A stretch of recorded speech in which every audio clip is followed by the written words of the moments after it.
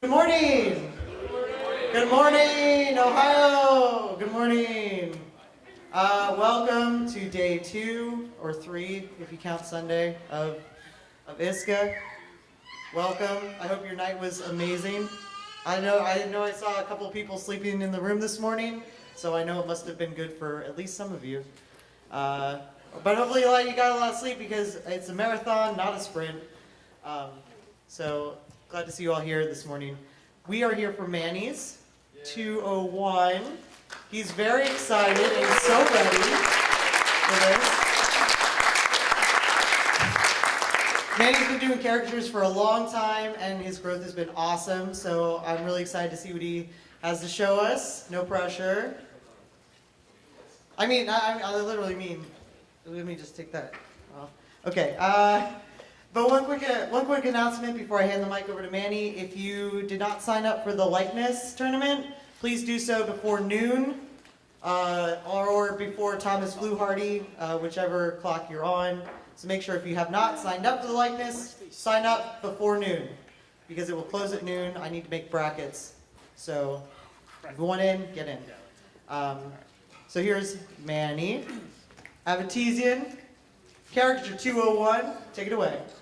Give him a hand.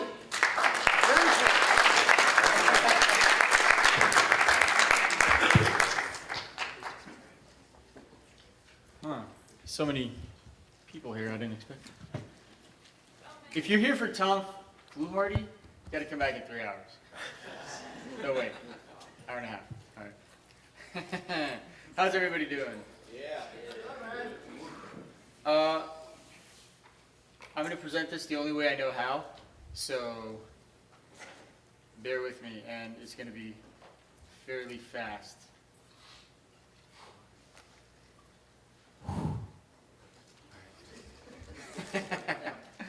And we're done. Thanks a lot, guys. That was amazing. Fantastic. Woohoo! All right, guys, let's just jump right in here. Nobody wants to hear me ramble on, and I'm really good at that. I know what you can do. Show me what you can't do. I met this sculptor, Stuart Kusher, back in maybe 07, 08, when I was part of the LA art scene at a few gallery exhibits, and he's been a sculptor his whole life. And he was an amazing, brilliant sculptor, and he had an apprenticeship, and he'd worked on his sculpture for a long time, and one day his teacher walked in. He was super excited to show him the sculpture, and he presented it to him, and his teacher smiled and put his hand on Stuart's shoulder and said, "Good job, Stuart, but I know what you can do. Show me what you can't do." That's proof that we met.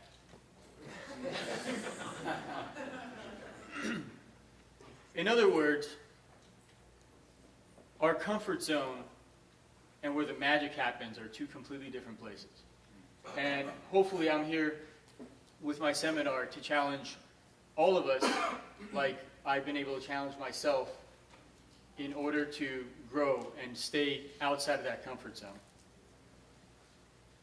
No matter what level we're at, no matter how many years we've been doing this awesome art of caricature, hopefully we believe that there's still room to grow and challenge ourselves. So, who I is?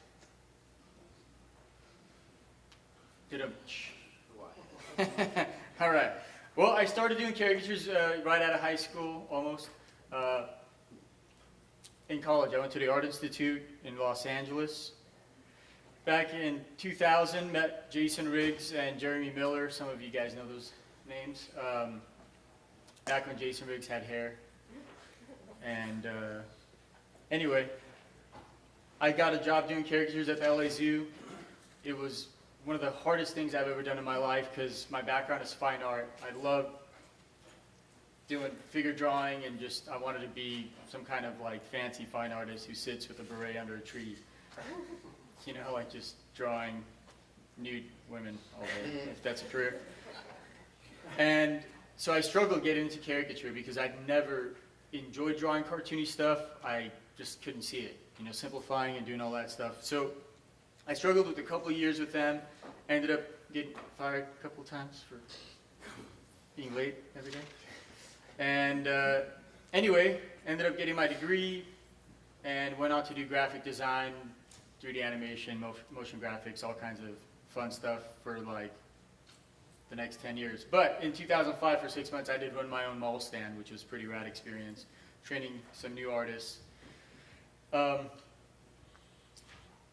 So after an 8-year break from live caricature, Jason Riggs got in touch with me on Facebook out of the blue. I had posted some digital paintings I'd done of the Lost characters from the TV show Lost. And he's like, hey man, still doing caricatures? Let me fly you out to this fair and,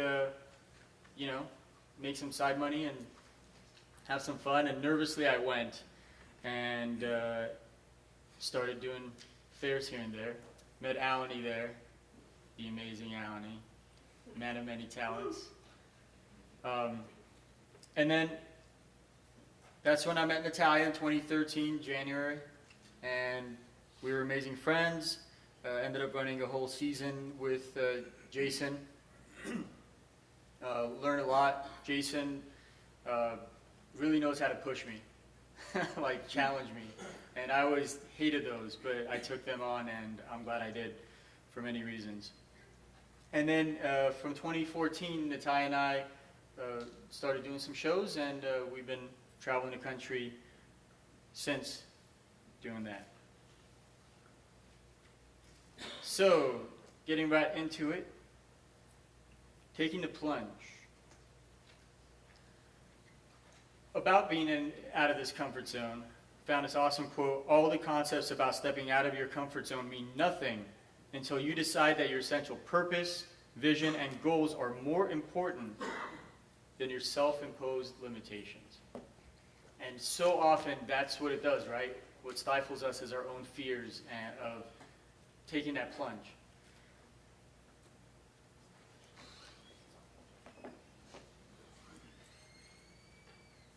Let's get into the 10 steps and see how we can build a mentality that will help us ease into taking a plunge. Because it's not really a plunge, it's steps that I felt were essential throughout my years of learning and training that have helped me grow myself as an artist, and hopefully these steps can help you all grow. Now, oh yeah, thought of this nifty subtitle: From Drawing a Likeness to Innovation and Beyond. I thought that was pretty cool.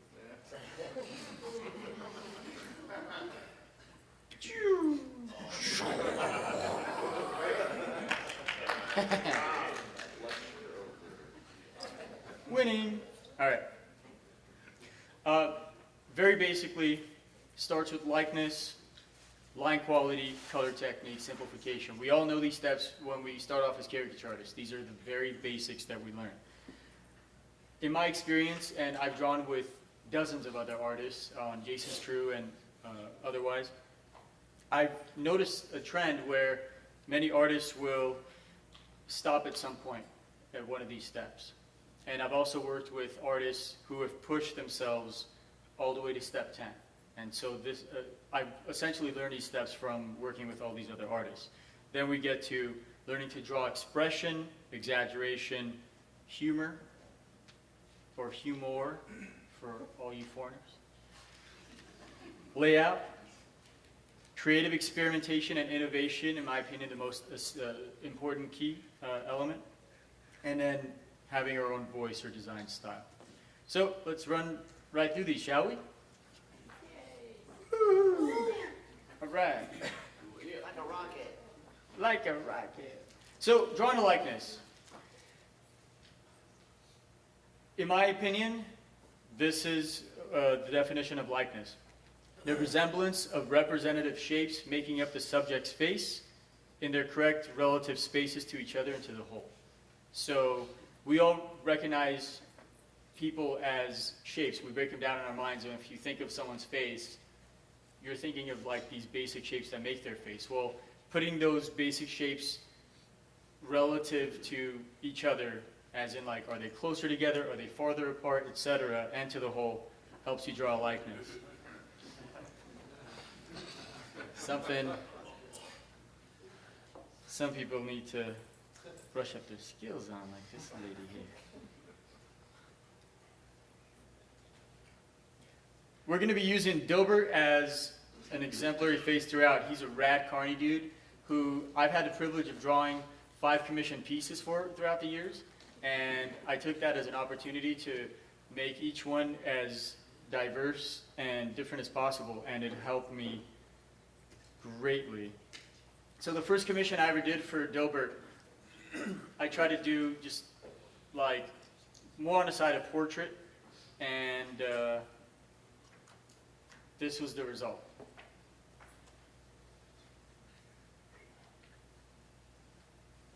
How can it be achieved? I just gotta make sure of something, hold on. Sometimes it likes to skip a slide. Okay, cool, no, we're good.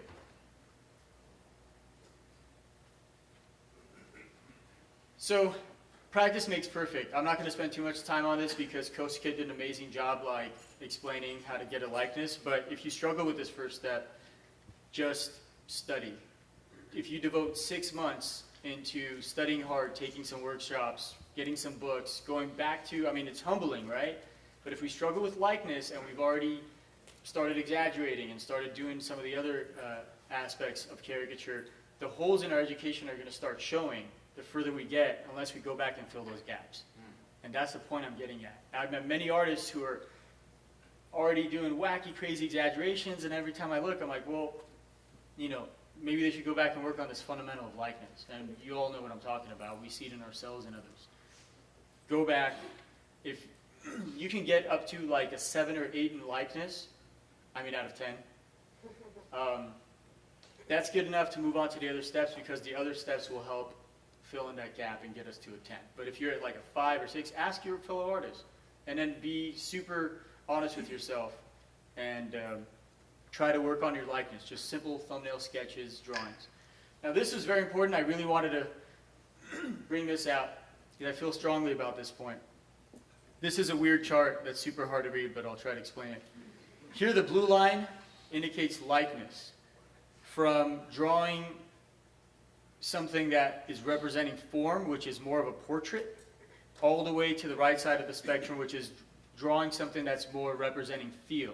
We're talking about cartoony and abstract, and you know, like the big trend that we're seeing amongst artists nowadays, getting more towards like the representing feel, right? Like Nate always says, draw what the face feels like and not what it looks like necessarily.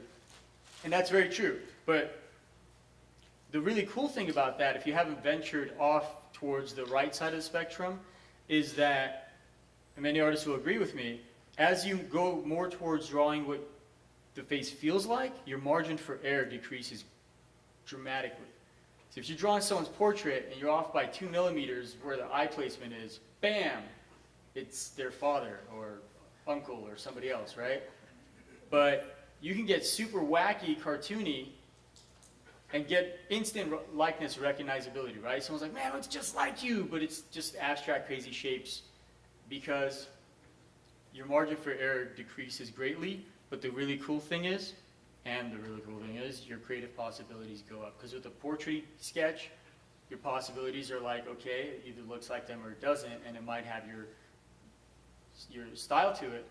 But if you venture forth and try to push into other aspects of caricature, other design styles of caricature, the possibilities for creativity, you know, off the charts. I mean, there's no end.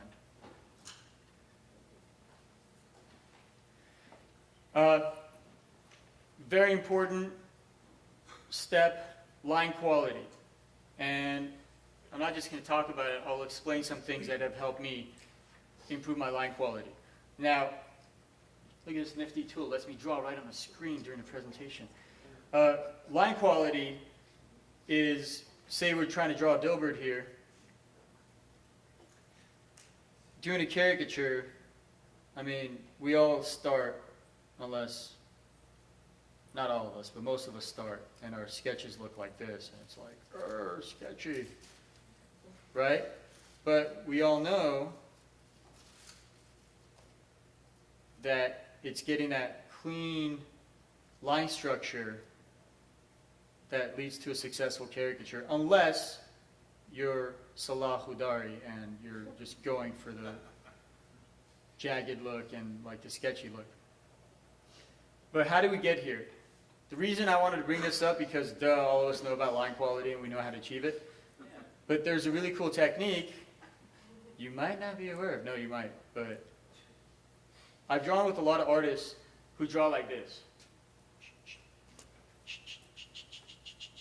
It's like their arm is immovable and all they have is their wrist to use. So if you practice and learn to use your whole entire arm, now you have this range, your fingers, your hands, your elbows, and your whole shoulder and arm. And if you notice, like some of the seasoned artists who draw super fast, Alani, he draws with his entire shoulder, like and his arm is moving like this, and just like doing his thing, and like the drawing appears. So don't limit yourself by the range of your drawing arm. Just a basic point I wanted to touch. Why it's important. It's only important if you don't want to limit yourself in ability or physically by technique. Did I write that? It gives you the greatest control of your drawing tool, allowing for maximum movement and dexterity. So, just a small point. I'll delve deeper into some of the other aspects. Color technique. Kosuke did an amazing demo, and he went over some of like the techniques that they use. Absolutely right. What is it? It's the ability to color with understanding of light and shadow, to understand the limitations of your color medium. In other words, if you're using art stick, become an expert. Practice until you get like, okay, this is how far I can take art sticks. Okay, they are limited. Let me see if maybe another medium, which I started using, a lot of artists started using on top of the art sticks, or in addition to, are the Neocolor ones. Raise your hands if you've heard of the Neocolor ones. Amazing. They're like twice as soft as a Prismacolor. The color goes on like butter, and if you start using it, you might start quitting using it.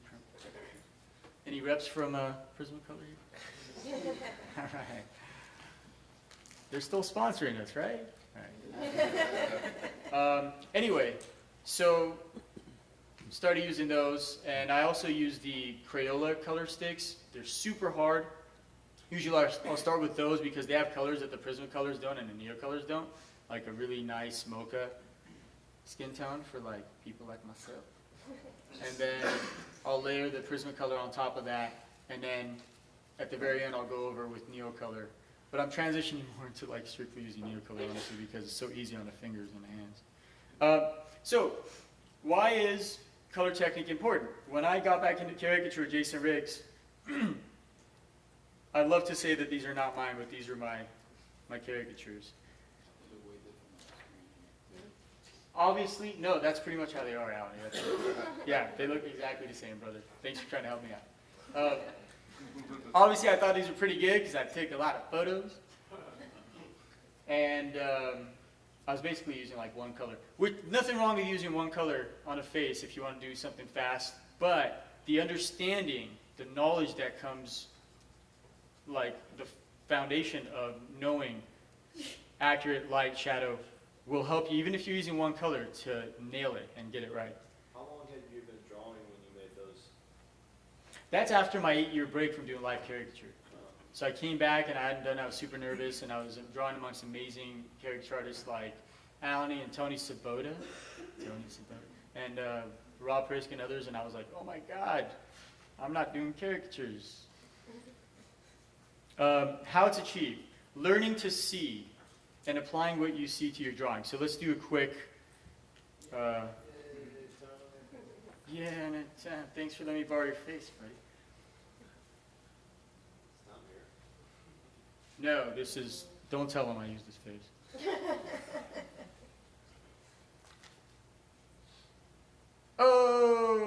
two more amazing faces. Amazing. Thanks, Paul and Keelan, for letting me use your faces. All right, so what am I talking about learning to see?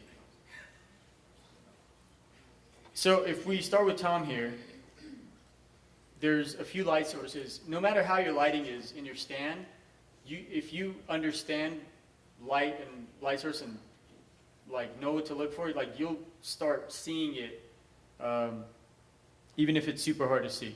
But if we're looking at Tom, if we break down this main light source, is that showing up? Yeah. Rad. Primary light source, I would call it. Secondary light source. I mean, look at this amazing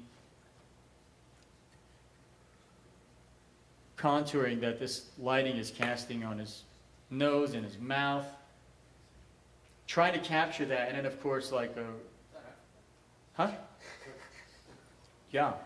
And then of course there's like a bunch of bounce light here in the middle that lights the middle of his face, but there's no like, you know, the direct light sources are hitting here where there are these highlights, those highlights, there's a little bit of backlight, whatever, but you don't have to become an expert in light and color and all that, but just having an understanding of this will give you an idea of what to look for with every subject's face and include that in your color, and it'll greatly enhance the way your coloring looks. Even if you move on to just do flat, cartoony colors, doesn't matter.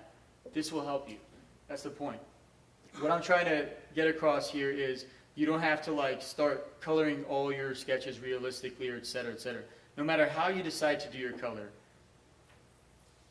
you're limited by your understanding, right? So if you understand these basic concepts of like blocking in where the main shadows and highlights are, it'll help you no matter where you decide to take your art. Because you can apply this knowledge your own unique way, color it your own unique way, but with that understanding will come greater ability to take your sketch as far as you can. Rad. Make sense? Yeah.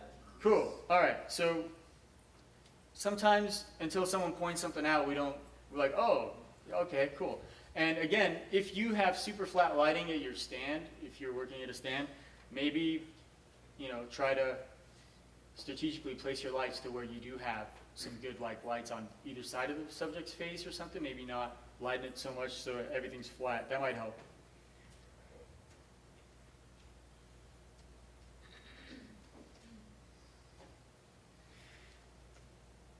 Cool. All right. So just an example. One of the ones I could find is we've all seen an orb if we've done any kind of art classes or art school, but trying to apply the concept of like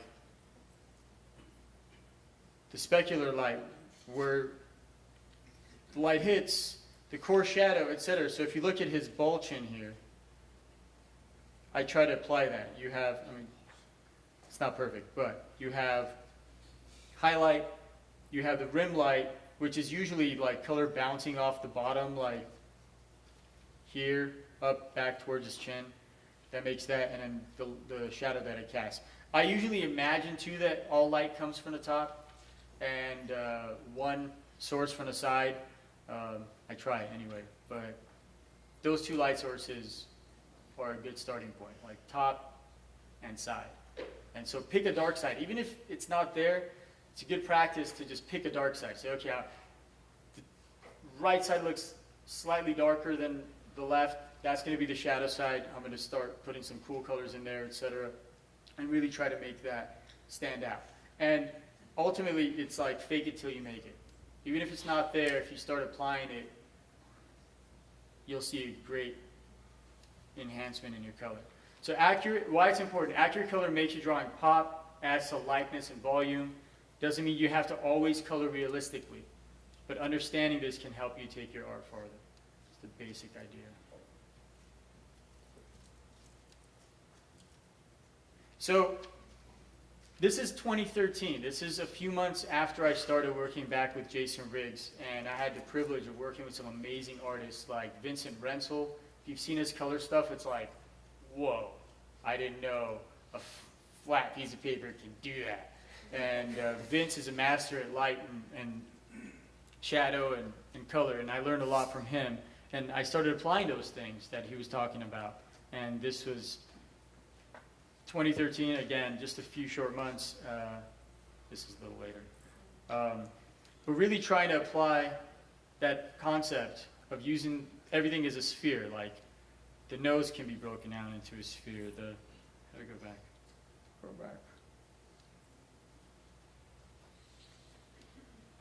Seeing a face as separate elements that receive light in their own individual way, and then cast shadows onto other forms is the idea. Anyway, I know some of you are thinking like, man, who's got time for that? Will it take longer at the stand? Yes. Will your bosses be upset? Maybe. But it doesn't have to take long. If you don't want to do this at the stand, no problem. Do this on your off time. Do this on your practice time.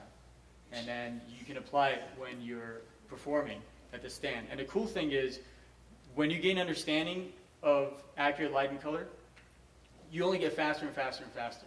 So a sketch with the understanding of it doesn't necessarily have to take any longer than any other coloring of a sketch. Because you get that understanding, like, bam, I'm going to hit the shadows, cast a shadow here onto this form, do the highlights, and within a matter of, same amount of time, I would say, you can achieve the same color. Do you start with the darkest darks when you start your coloring process? Yeah, I'll do a demo. Pretty much not too far from what Kosuke does. Shadows, reds, skin tone.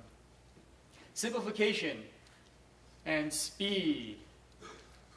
I can't believe I'm saying speed because I always fought it. And this is one of the things Jason Riggs always challenged me in. Draw faster. All right, man. I don't want to. But when I took him on the challenge, because he knew exactly what to say to challenge me, like, I don't think you could do it. What? What? All right, Alani, let's have a speed drawing day. And we did. Alani and I, we achieved numbers we'd never achieved before. Just trying to see who could draw faster, and it was an amazing learning experience. Because learning to simplify and using speed, why speed? Because it forces you to just shut off your mind and start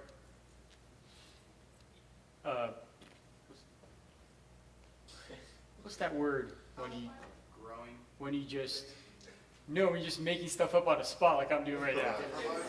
Yeah, thank you. It helps you improvise and use shapes that you wouldn't otherwise. If you do these slow pre-sketches, which I'm an advocate of pre-sketching when you're in a learning stage for sure, and beyond. If you're pushing yourself, we're always in a learning stage. But you can force yourself to just sometimes have a speed drawing day where you're using forms and shapes quickly, where improvising, you do learn a lot, you grow a lot. Anyway, why it's important to developing a skill of breaking out a face into its basic shapes, interpreting actual facial features into their closest representative field. I don't know if that's proper English, but I wasn't born here. So. These are just some examples where I felt like I'd achieved that. Super simplified shapes that capture the person's feel to a degree. How it is achieved, I get to that. I try to do a how on each one, so let's get to it. More examples.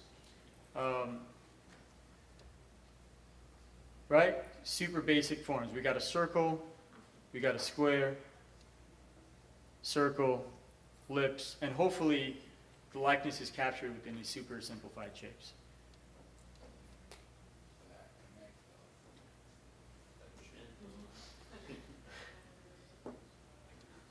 Why is it important? I guess I didn't get, you got to know. Simplification helps us break away from a portrait sketch to a realm of bigger possibilities. And a speed sketching is a great exercise in spontaneity. You come up with shapes you wouldn't or couldn't otherwise. I'm an advocate of it, despite how, maybe people might think I take a lot of time on my sketches. I really don't. I challenge myself not to just try to do caricatures that I love and take my time. I challenge myself to do them fast. So I try to keep my sketches, no matter like any one of these, I try my hardest to not take more than 15 minutes a person. I'm talking like if I could keep it in a 7-8 minute range, I'm happy. Some of these are in that range, and some of these are more in like the 15-minute a person range. But I try not to take longer than that. So I get nervous, and a customer starts like doing the whole like nervous leg shake thing. That's an indicator, like hurry the hell up. This person's trying to move on and eat a corn dog.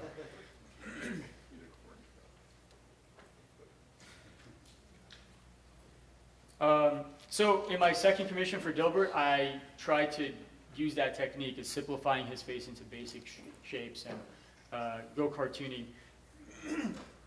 And I mean, I feel I achieved likeness, captured his personality and character. He always has that like sad puppy face. But hopefully I was able to do that, if you agree, with more simplified shapes.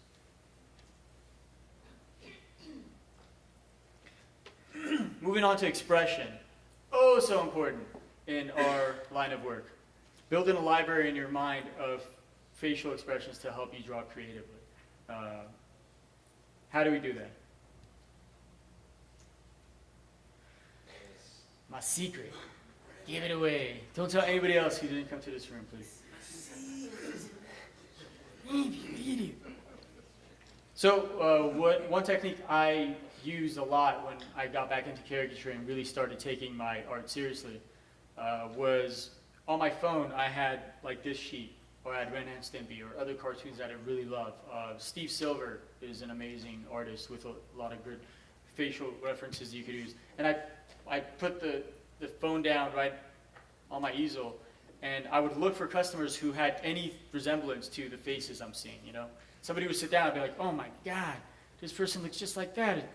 I could use that mouth and still achieve a likeness. And I try to do that.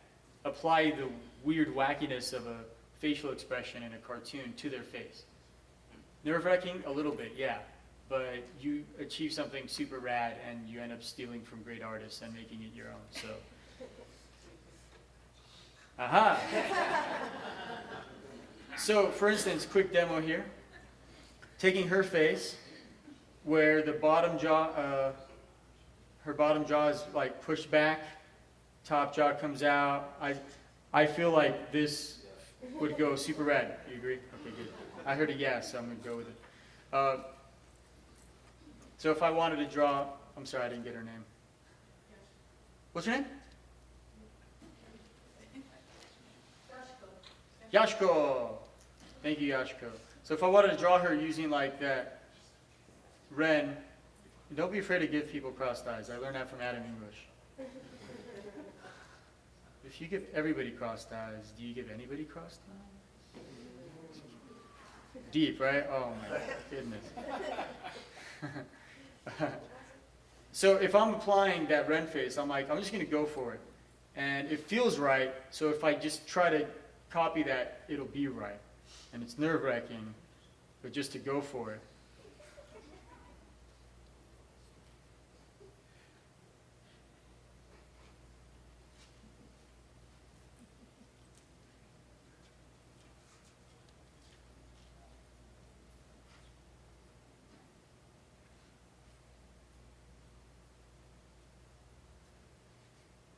If I only had a brain.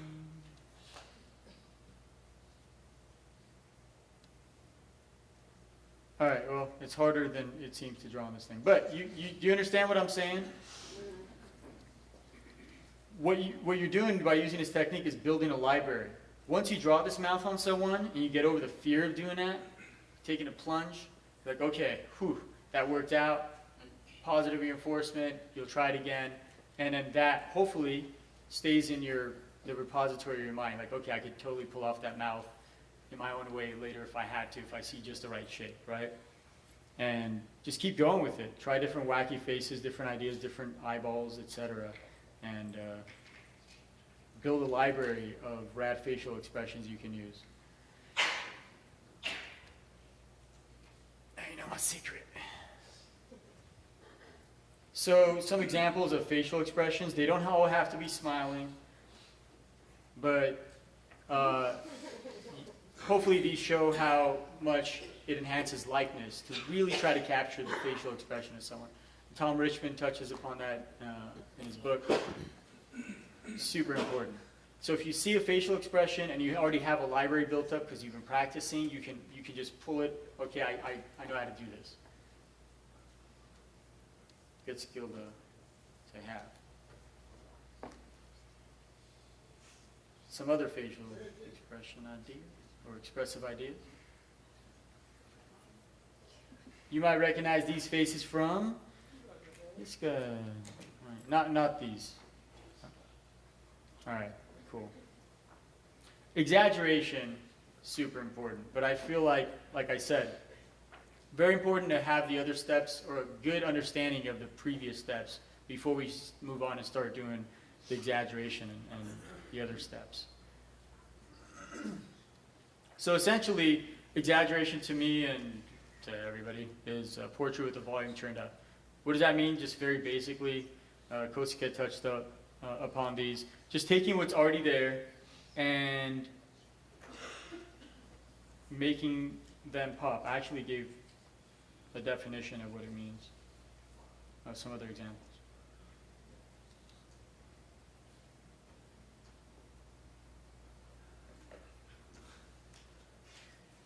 How it's achieved, there you go. Taking the most salient features, which are just the most obvious features of a subject's face, making sure they get their proper attention. Some exaggeration can be done for aesthetic purposes or creative expression, but not to where it interferes with likeness. Likeness is key. Super important. So sometimes we really want to push a drawing, but we got to keep that one hand on likeness and take the exaggeration as far as we can without losing that. And we all done that. My goodness, I can't even get into how many drawings I've done where I've over exaggerated and lost likeness. But hey, Jeremy, how's it going? Hey, buddy. So real quick demo exaggeration.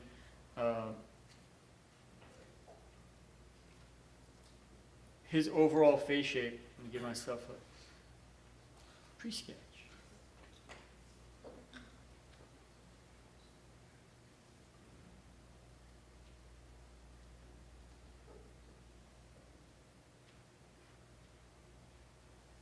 So you're taking things that are already there and just pushing it further. It's not as simple as like, oh, he's got a big nose, give him a bigger nose. But the proportions, I feel like he has large eyes somewhat, big bags under his eyes. Just definitely want to do that. A big honking nose, which another cool way to look at his whole face would be to like do this kind of thing, which is something I love doing. And just noses out here to the side, Picasso style.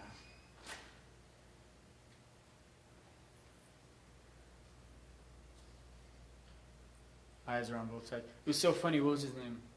I forget his name. Amazing artist here at ISCA did a piece last year of me, and it said Exaggeration 101 by Manny Avetisyan, and it was just like, take a face, move both eyes to one side of the nose. The end. It's true. All right, well, you all know the basic concepts of exaggeration, so I'm not going to delve too deep into it because there's elements that I want to touch up, spend a little more time on. How am I doing on time? 10:42. Okay, cool. I won't have time for this then. Hey, buddy. All right, so opportunity I had to do an exaggeration commission for Dilbert. This is back in 2014. I would do differently now, but this has the basic elements of really like pulling and pushing the face in an exaggerated way. He may seem like he doesn't have large eyes, but when he's looking at you with those big puppy dog eyes, he sure does that, Dilbert. Were you working off the same photo each year? I took like a few and maybe ended up referencing like the same angle of his face. Humor, super important. An element that we should try and incorporate into our caricatures. So I talk to my customers a lot, and that's why it's important.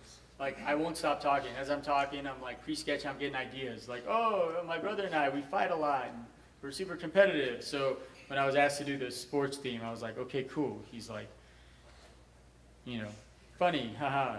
Brother's sitting on his head because he's ran right through him. Or these two guys were like, I love beer, and I love weed, because we're in Oregon. And he's like, you know, they're telling me this as they're laughing, whatever. So I thought that'd be funny. And when people are that open and honest with you, you pretty much have creative license if you're listening. So I knew they wouldn't be offended if I did this. They just get a kick out of it because one was drunk and one was high. So, but talking to your customers is huge in enabling you to like draw stuff that's funny. And learning to say yes to your weird thoughts. The more you say yes to your weird thoughts, the fewer barriers you have in doing fun, creative stuff. Now the bull, I did not plan that. It just came out that way. But happy accidents, right?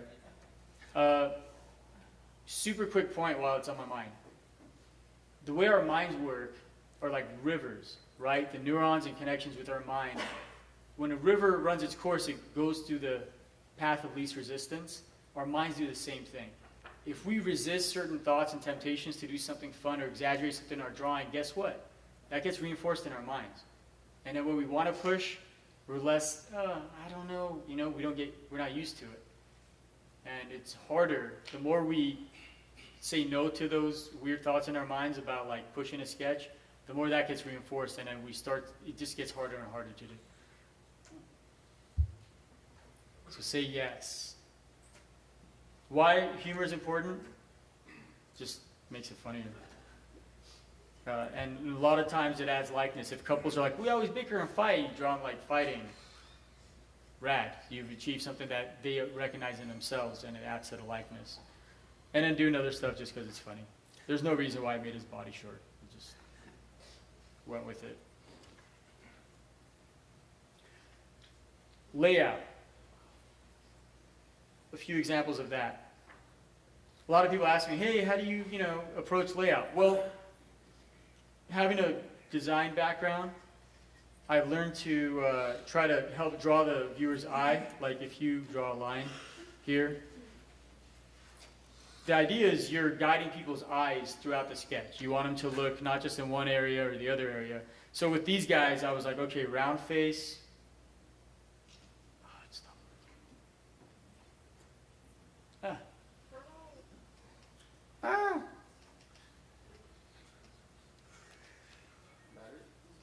No.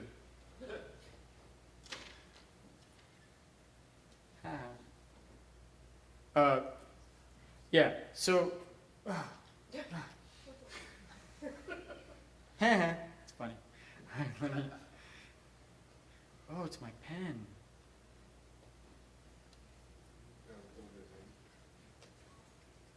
Quick, somebody call Wacom.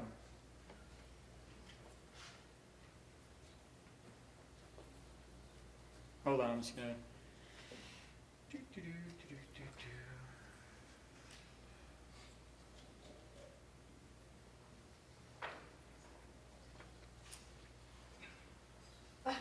So, how many have done gesture drawing at like figure drawing workshops? It's one of the most important things. So essentially, when I first start a face, I'll do a quick gestural drawing. There we go. Look at that. I fooled you. I'll do a quick gestural drawing. I'll look at the people's faces, and as we're talking, and I'm like, "Hey guys, how you doing?" I'm already like done the pre-sketch. So I'm like, "Okay, round face, long face that leads to the other long face, but this guy has bigger hair, so I need to put him down low so that I can show his hair. This guy has a round face. I can put him pretty much anywhere, but I could use this guy's long face to draw the big round face to the other face." That's some of my thoughts. If it makes sense. Quickly analyzing the shapes and like making design decisions. Baby, big round face. Mom was super skinny. I thought it'd be cool, like break the page up into the big round element and the square long element. This one I directly pretty much was like, okay, she has rat hair. Here's what I was looking at here, and here this angle of her hair. I was like, cool, I'm gonna go with that. I did that sketch line first, and then I was like, okay, then I obviously have to draw this guy's head like a banana in order to fit that design element. It's just shapes. But the more you practice, I mean, this didn't make sense to me in the beginning either, and a lot of what I do now doesn't make sense. But eventually you develop a feel for it. Things start clicking. It's hard to explain, but a lot of you know what I'm talking about. The more you say yes to those weird thoughts in your mind, the more things start clicking and making sense, and you don't even know how or why, but they do. But it just comes with that mileage on your marker. One thing I wanted to say about layout, thanks for the inspiration, Kirby, is playing with sizes of people's entire bodies. I mean, why not? There's no limits to what we're doing, right? And then also considering 3D space, because your layout doesn't have to be flat objects. How would things lay out if you pulled them in 3D space? And here, using what I was talking about earlier with light and shadow, light source from the top, cast a shadow on the bottom element here, which is her face, and it just makes for like a more believable drawing or color. I know I'm skimming through all this. Feel free to ask me to delve deeper later.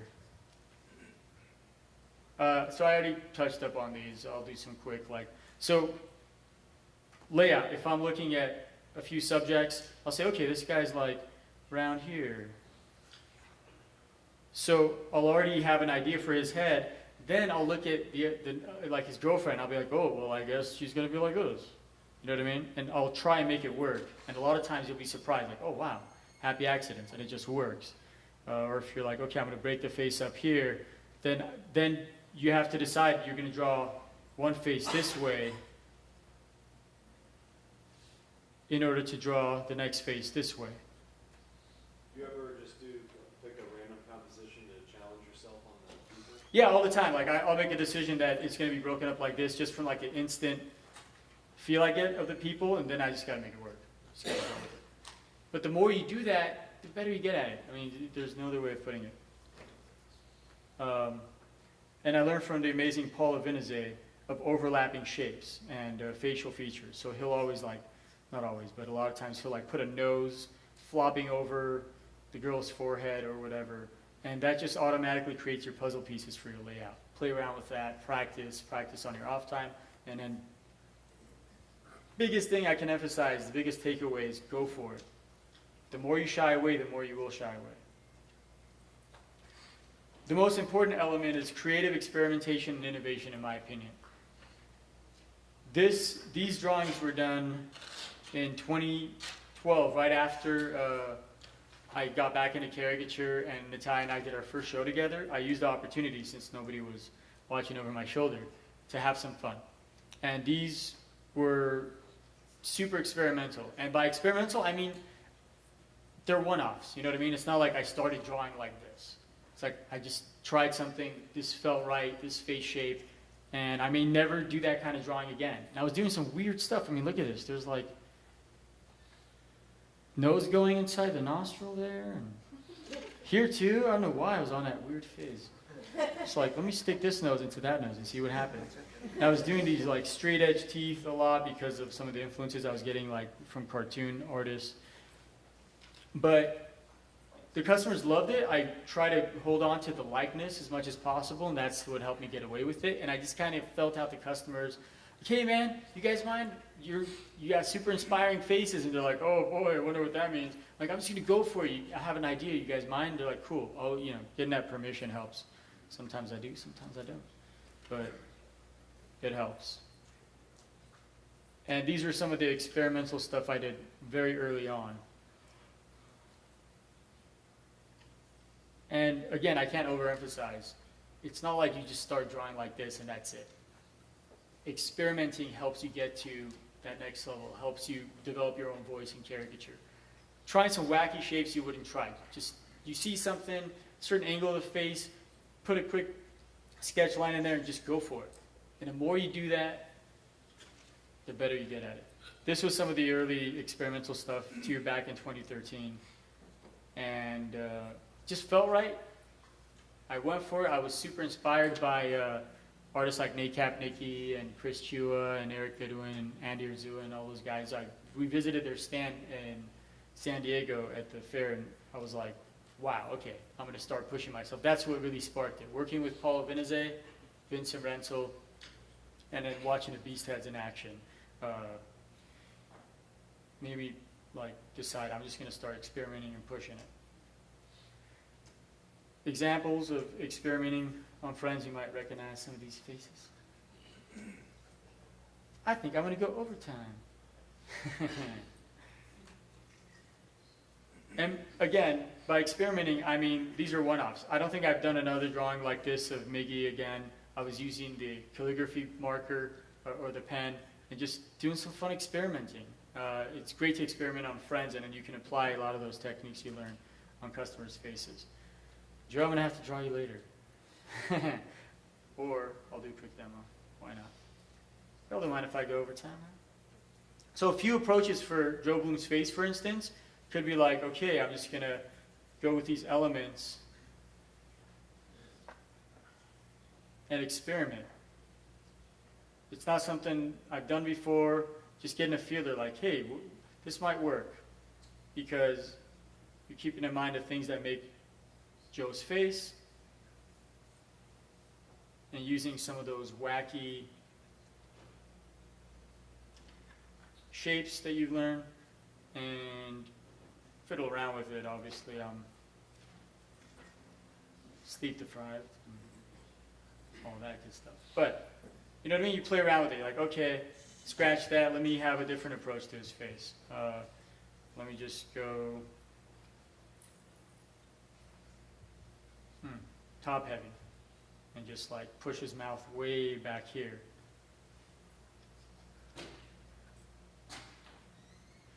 And in experimenting, you learn a lot.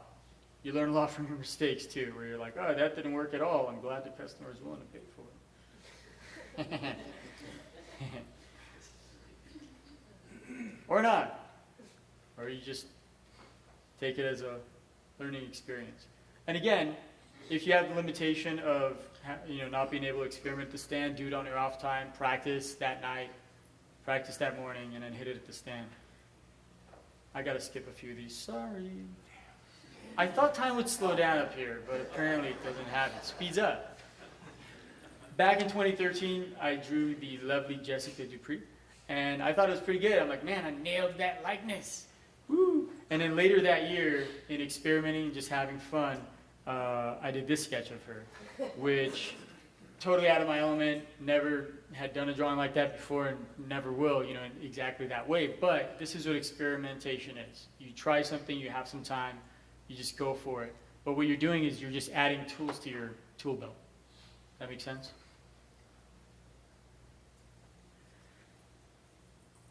So this was the next commission I did for Dilbert. Of course, being influenced by Hirschfeld, I said I'm just going to do a really simple, fun line drawing style, and that was the drawing that was achieved. So what's the point, ultimately? What we want to get to is building and developing our own innovative style of brand. And when we think of artists like Kirby, or we see a Kirby drawing, we're like, that's Kirby, it's awesome, it's cartoony, it's silly, it's wacky, but we have that instant recognition, right? Nakap, Joe Bloom, I can name them all off, and you know exactly what I'm talking about, because they've developed and refined this brand style. So my hope is that I've been able to take all those preceding steps, likeness, simplification, exaggeration, layout, etc., and use them in just about every drawing I do now. I try to have all those elements, but it's kind of automatic because of spending the time to build those steps. They show up in just about every drawing now. Some more examples of using some of those things I learned.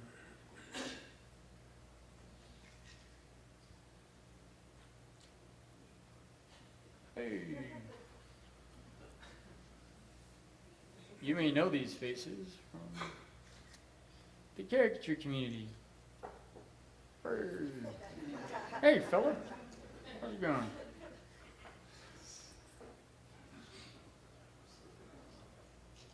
All right. And some more people from the community. And this is what I mean by experimentation. Your drawings can look vastly different from each other because you're experimenting. You're just like, okay, let me try to interpret the face this way. If it works, great. If not, I mean, I'm showing you all the highlights. There's a lot of drawings where I was like, nope, I'm not ever showing this one to anyone. Of course, you have those. You learn from them and you move on. But the idea of like using a customer as an opportunity to experiment, just ask for permission. Like, hey, your face inspired an idea I have. Do you mind if I just go for it? You're going to get something super unique. And usually a lot of customers are like, yeah, sure, unique. Yeah, why not? So last point is using the things I learned with the 5 commissions Dilbert commissioned me to do, where I tried to just do them in vastly different styles over the years. Just this last year, he commissioned me, and almost automatically, but I was really trying to make this one the very best I could. I found myself using all the elements that I'd learned throughout my since 2013, and just point some of these out here. Obviously, there's elements here of more like realistic rendering, lighting, have like a light source here. Of course, the reference photo and how your customer's lit plays a big role, but on top of that, you have to really force yourself to see sometimes. Sometimes it's not there and you have to fake it, but having the understanding of accurate lighting helps you do that, right? And then design elements like the super simplified hands, it's probably my favorite part. Other weird design elements like the infinity glasses. Okay. I love finding those tangent lines and just like somehow making them connect in a way that makes the eye flow. It's like, oh, I don't know why I can't stop my eyes from going in a circle. And I feel like this last commission displays all those skill sets that I've learned over the years, and I'm proud of that one. Until he commissions me again, then I don't know what I'll do. So I hope it wasn't too fast. Probably was, but I know what you can do. Show me what you can't do.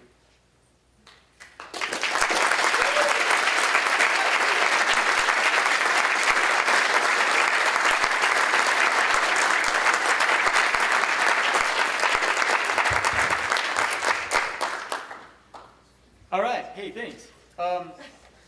If it's okay. Oh, you bought my hat. Thank you. We exchanged hats one drunken night. It was rad. If it's okay, while we set up for the next one, I'll be doing some demos. Camera will be there, hopefully projecting. That's cool. And you guys can like ask questions or whatever, but you don't have to get up because we're gonna like project it. Cool. Stop. I'll give you the chin.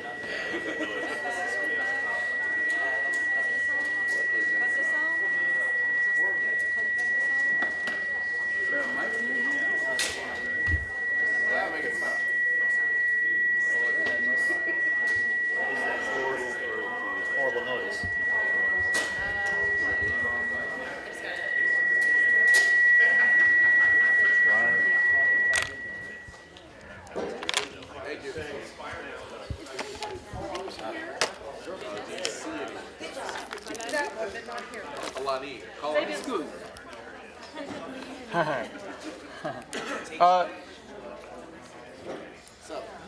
Here we go. All right, so I'm going to try to tackle Sam's face here.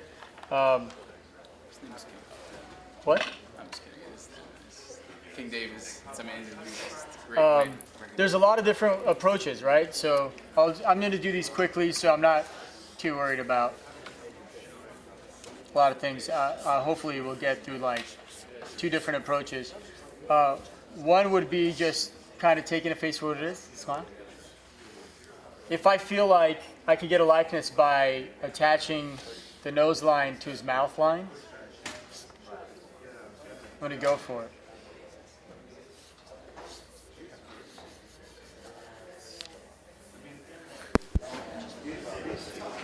And we got Tony Superb.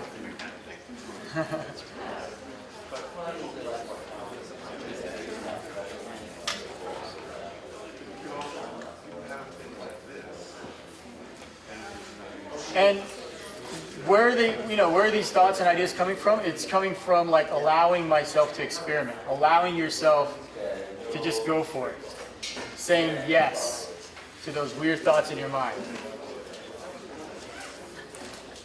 Because,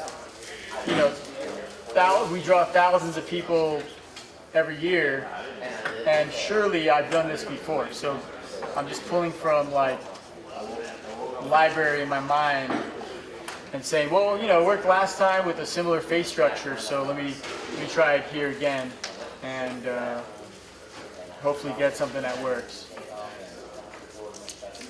Okay, and then crazy hair, and we have a face. This is one approach. Yeah, stay here. Please.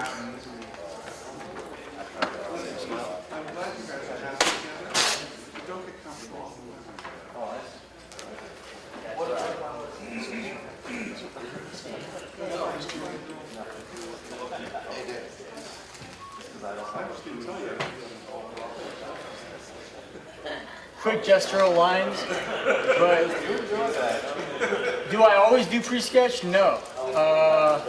I pre-sketch when I'm nervous and surrounded by fellow artists, almost all the time. But I've gotten away. Pre-sketch has been like a crutch and a learning element, and I try to get away from it as much as possible. So nowadays, when I draw, I'll literally just put down placement lines for where the faces go, because that's still something I'm working on, is like not having faces go off the page. So because of that, I'll just throw down some like circles and squares like Kosuke was talking about, and to get the placement right. Of course, this is quick, but a different approach here to Sam's face. Okay, I like this one a little better. But you see, if you never allow yourself the opportunity, you won't know where you can take a sketch. You'll just stick to like that, I gotta get likeness and that's it. But it's so much fun to let yourself experiment. Let me try another one. So, for instance here, I might decide that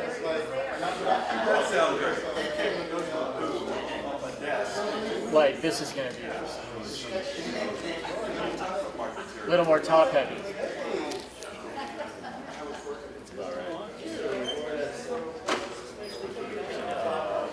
Okay, does that make sense? I probably don't even have to marker that. It's another approach.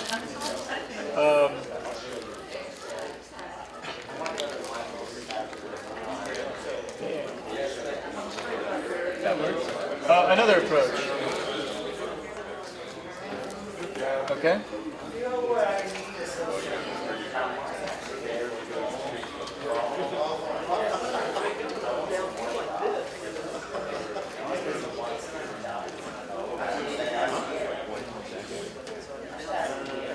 And this just comes from years of saying yes to myself.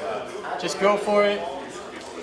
Being super talkative with the customers helps, because once you build rapport, somebody, who said it? You're selling yourself, not your art. Who said it? Anybody know?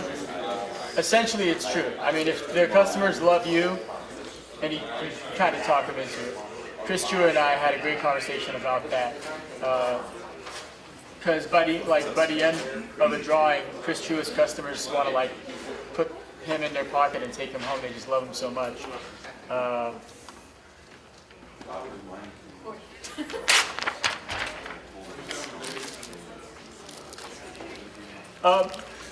Big question, is this necessary? No. But we all individually can take our art as far as we want to. Why not see how far you can take your art? That's the question.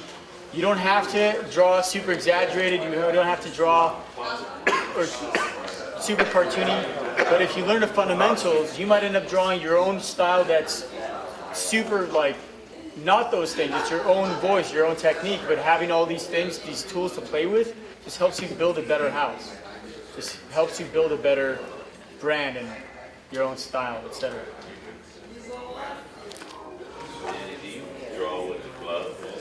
I draw with a glove, yeah, it's a computer glove, Amazon, $6 for like 2. It helps my hand slide on a paper much more easily. Smile.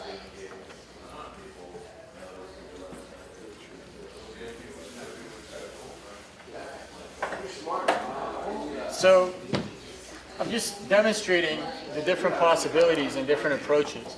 Any one of these can work because they have all the right elements of Sam's face. And it doesn't mean you lose the ability to draw like realistic portrait stuff either. You know, if I want to just approach his face like more of a standard traditional caricature, it's fine. But you never get bored of one face? Oh, well, you know, no, that's the whole idea. Why, Brent, you want me to draw? Get bored of drawing the same face. Well, you get bored if you draw, you know, like in a similar way. But if you push yourself to draw it like in every which way, you know, this is more of like less design elements, etc. Any other questions? Oh, okay, so it's basically foamy. This is a great technique.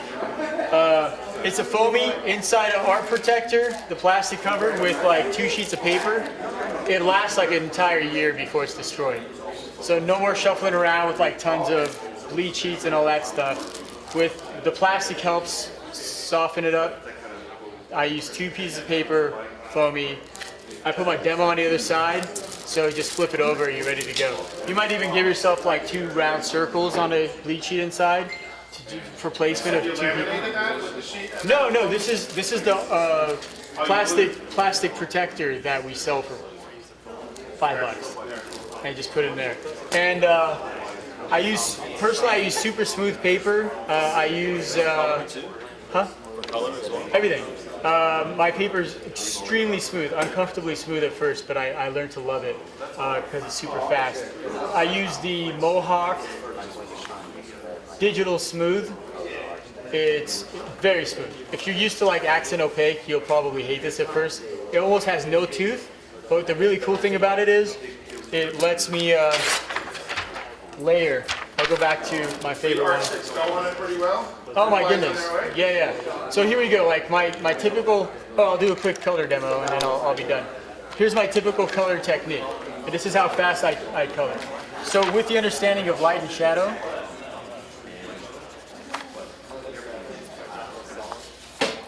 and if you don't tear off your sheet to color, you're missing out on some really fun theatrical times.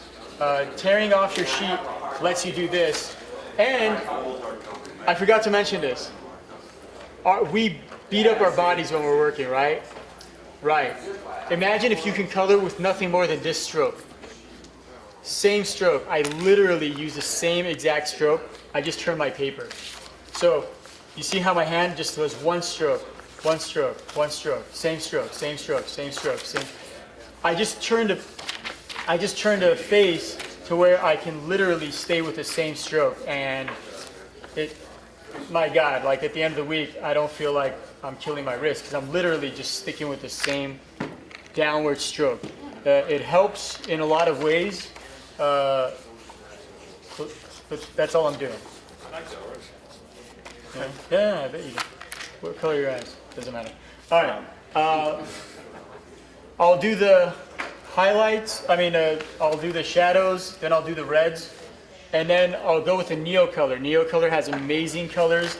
It goes on a lot more opaque. So the really cool thing about the Neo colors is you can go right over even a marker and almost like cover some of your mistakes. But I mean, it's super opaque. Check this out. If you really lay it on there, it literally can almost cover the marker completely, almost. Can you repeat what color that was? This is Neocolor Salmon. The cool thing about Neocolors too is they sell them individually at a lot of art stores and online. So you don't have to like Prismacolor, you run out of your favorite color, you got to buy the whole package. It doesn't come in individual. Neocolor ones, you can buy an individual any color, which is rad. The Neocolor 2 are water soluble.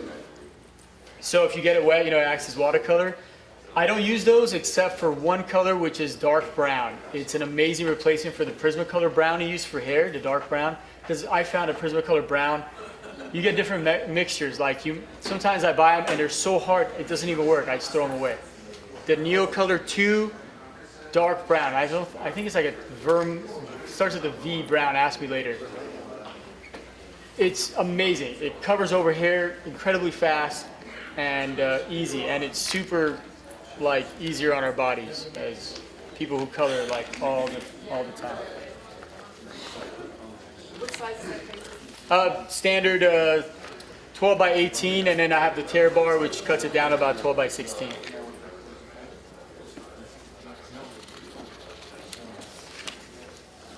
You don't ever use 7 by 17 and cut out 3 inches? Sometimes? No, you like a larger paper. No. Yeah, just the. Is that a size preference for real, or is it just because it comes that size? No, it's all I've ever used. When I started with Jason's crew, like that's what he uses, and that's what I got used to. And no, Neocolor is wax base, same as the art sticks. That's why it blends over like beautifully. Yeah.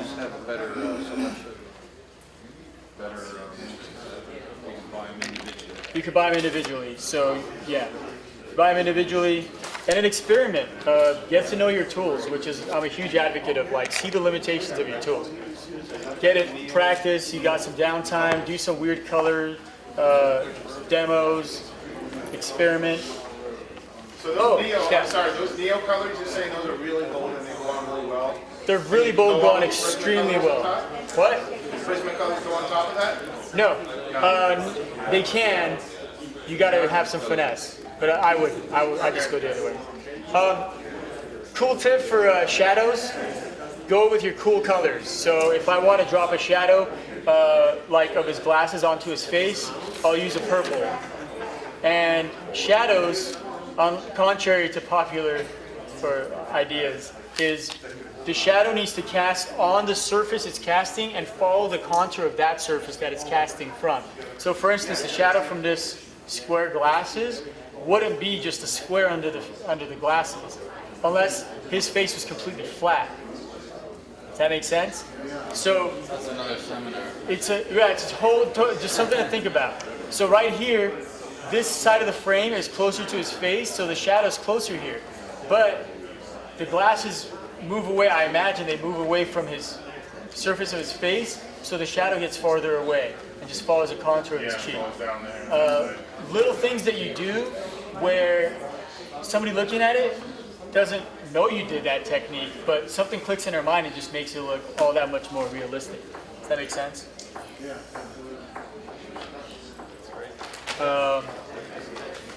Purples for the shadows. I learned that from Vincent Rensel. Kind of purple is it? It's a Prismacolor. It almost doesn't matter. Do you introduce greens in your shadows too, the cools in some places? No, but maybe I should.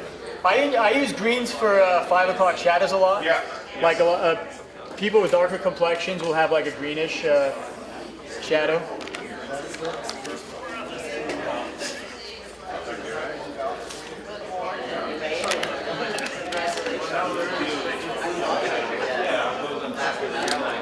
Hey!